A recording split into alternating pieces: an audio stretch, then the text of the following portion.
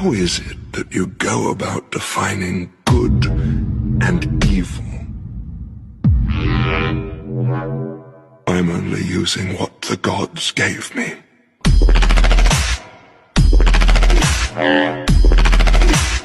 I want you to kill one more.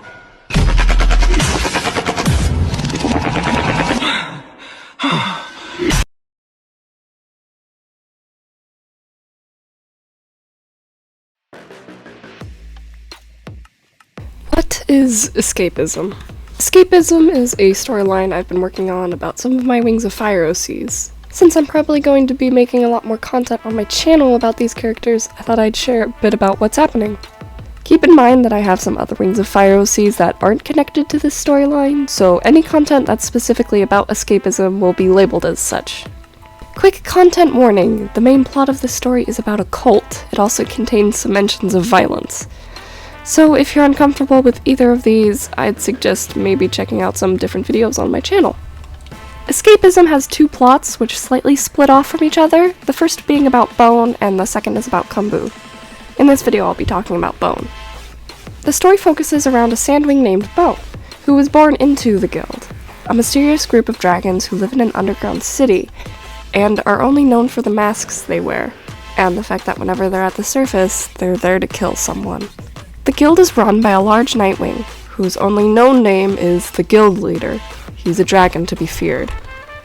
The guild itself was founded when the Guild Leader came across a powerful item, Darkstalker's Soul Reader. After the Animus Dragon disappeared, the hourglass fell into the hands of the Guild Leader, who used it to found the guild.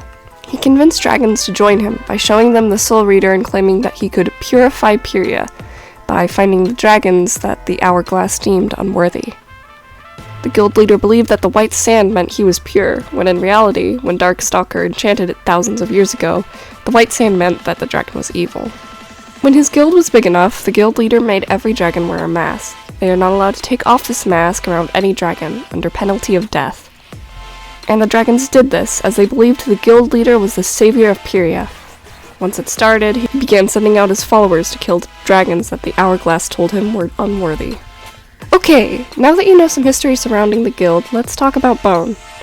Bone was born into the guild. He has known nothing else but their rules. His backstory I'll cover in an upcoming animation I have planned, but some important things to note. Bone knows something is up in the guild and with the guild leader, and Bone longs to get out of it. He longs for freedom, to escape. But he's so deep inside the guild that it's going to be a rough journey. The guild leader had always taken a special interest in Bone, always sent him on missions he knew that Bone didn't want to do. And it only got worse when Bone started to try and find ways to escape.